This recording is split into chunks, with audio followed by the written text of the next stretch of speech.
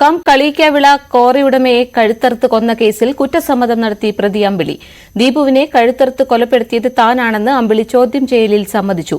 കേരളത്തിലും തമിഴ്നാട്ടിലും പ്രതിയുമായി അന്വേഷണ സംഘം തെളിവെടുപ്പ് നടത്തും.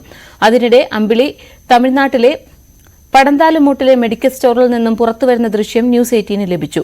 കൊലയ്ക്ക് ശേഷം മെഡിക്കൽ സ്റ്റോറിൽ എത്തിയതായാണ് സൂചന. വി വിനോദുണ്ട്. വിനോദ്, നേരത്തെ പ്രതിയുടെ മൊഴി അന്വേഷണ സംഘത്തെ കുഴയ്ക്കുന്നതായിരുന്നു. ദീപുവിന്റെ ആസൂത്രണ പ്രകാരമാണ് കൊലപാതകം നടത്തിയതെന്ന് അടക്കമുള്ള കാര്യങ്ങൾ അദ്ദേഹം പറഞ്ഞിരുന്നു.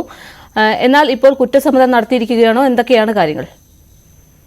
പാർവതി, കൊല നടത്തിയത് താനാണെന്ന് അമ്പിളി സമ്മതിക്കുമ്പോഴും ഇതിന് കാരണമായി പറയുന്നത് അത് പലപ്പോഴായി മൊഴി മാറ്റി പറയുകയാണ്. ഇത് അന്വേഷണ സംഘത്തെ വലയ്ക്കുന്നുണ്ട്. കൃത്യമായ ഒരു കാരണം ഇതുവരെ അമ്പിളിയുടെ ഭാഗത്ത് നിന്ന് ഉണ്ടായിട്ടില്ല. ഗുണ്ടാപ്പിരിവ് നേരത്തെ ചോദിച്ചിരുന്നുവെന്ന് ദീപുവിന്റെ കുടുംബാംഗങ്ങൾ പറയുന്നുണ്ട്. അതിൽ അമ്പിളിക്ക് പങ്കുണ്ടോ എന്നത് വ്യക്തതയല്ല.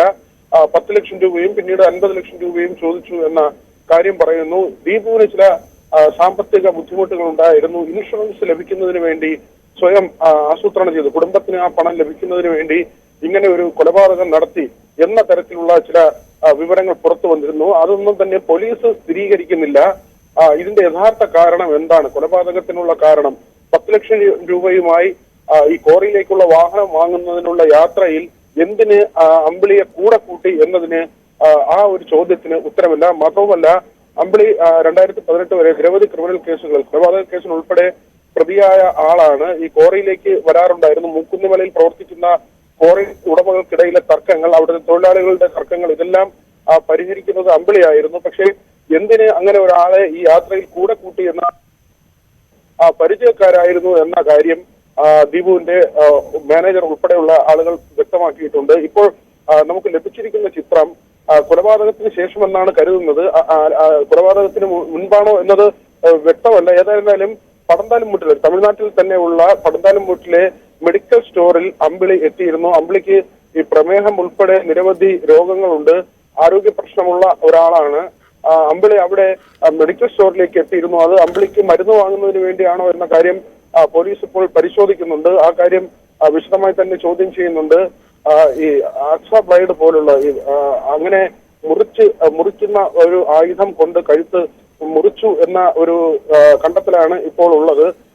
ഈ ആയുധം നേരത്തെ തന്നെ കയ്യിൽ കരുതിയതാണോ തുടങ്ങിയ കാര്യങ്ങളെല്ലാം തന്നെ ഇനിയും വ്യക്തത വരേണ്ടതുണ്ട്. ഈ കാര്യങ്ങളിലെല്ലാം വ്യക്തത വരേണ്ടതുണ്ട്. വിശദമായ ചോദ്യം ചെയ്യൽ നടക്കുന്നുണ്ട്. അമ്പിളിയുമായി ഉള്ള സൗഹൃദം അത് തന്നെയാണ് ഏറ്റവും പ്രധാനമായി അന്വേഷിക്കുന്നത്. നെയ്യാറ്റിൻകരയിൽ നിന്നോ കളിയിക്കാവിളയിൽ നിന്നോ അമ്പിളി ഈ വാഹനത്തിൽ കയറി എന്ന് മനസ്സിലാക്കുന്നു. അമ്പിളിക്ക് ഒറ്റയ്ക്ക് ഈ കൊല നടത്താൻ കഴിയുമോ എന്ന കാര്യം പോലീസ് പരിശോധിക്കുന്നുണ്ട്. ഒരാൾ കൂടി ഈ വാഹനത്തിൽ ഉണ്ടായിരുന്നതായ സംശയമുണ്ട്.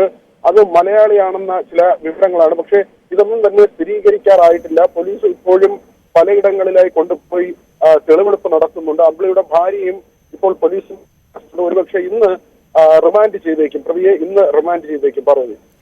കളിയിക്കാവിളയിൽ കോറി ഉടമയെ കൊലപ്പെടുത്തിയ കേസിലെ പ്രതി അമ്പിളി കുറ്റം സമ്മതിച്ചിരിക്കുന്നു. ഇയാളെ തെളിവെടുപ്പിനായി വിവിധ ഇടങ്ങളിൽ എത്തിക്കും. വിവരങ്ങൾ നൽകിയത് വി വിനോദ്, തിരുവനന്തപുരത്ത് നിന്നും.